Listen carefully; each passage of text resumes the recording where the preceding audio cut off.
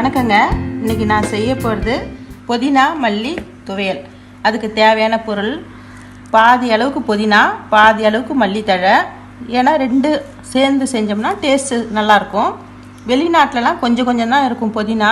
அதுக்கு தகுந்த மாதிரி நான் எவ்வளோ வச்சுக்கிறேனோ அந்த அளவுக்கு நீங்கள் மெஷர்மெண்ட் பண்ணிக்கோங்க.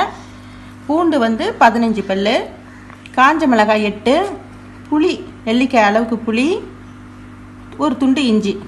இப்போ எப்படி செய்யணுன்றதை நான் காமிக்கிறேன் வாங்க. இப்போ அடுப்பில் வானில் வச்சு நல்லெண்ணெய் ஊற்றிக்கணும். ஏன்னா துவையலுக்கெல்லாம் ஊறுகாக்கெல்லாம் நல்லெண்ணெய் தான் ஊற்றணும். ஊற்றி இந்த காஞ்ச மிளகாய் எல்லாத்தையும் ஒன்றாவே போட்டு நல்லா வதக்கிக்குவோம். நல்லா செவுற அளவுக்கு வதக்கலாம். நல்லா செவந்து போச்சு. இதை ஆஃப் பண்ணி நம்ம இதை புதினா மல்லி கூட சேர்த்து மிக்சியில் அரைச்சிக்குவோம். இப்போ மறுபடியும் அதே வானலில் நல்லெண்ணெய் போட்டு கடுகு 1 ஸ்பூனு, உளுத்தம்பருப்பு 1 ஸ்பூன் போட்டு பொரிய வச்சுக்கிறோம். அது பொரிஞ்சிட்டு இப்போ கொஞ்சமாக பெருங்காயம் போட்டு இந்த அரைச்சி வச்ச விழுதை எடுத்து அதில் ஊற்றணும்.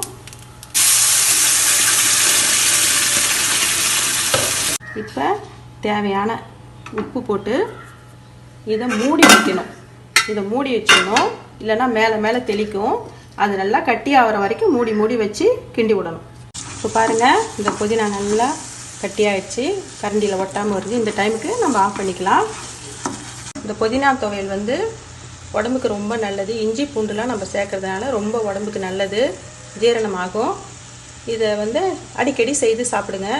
மீண்டும் சுவையான, சுலபமான, ஆரோக்கியமான சமையலோடு உங்களை நான் சந்திக்கிறேன். நன்றி, வணக்கம்.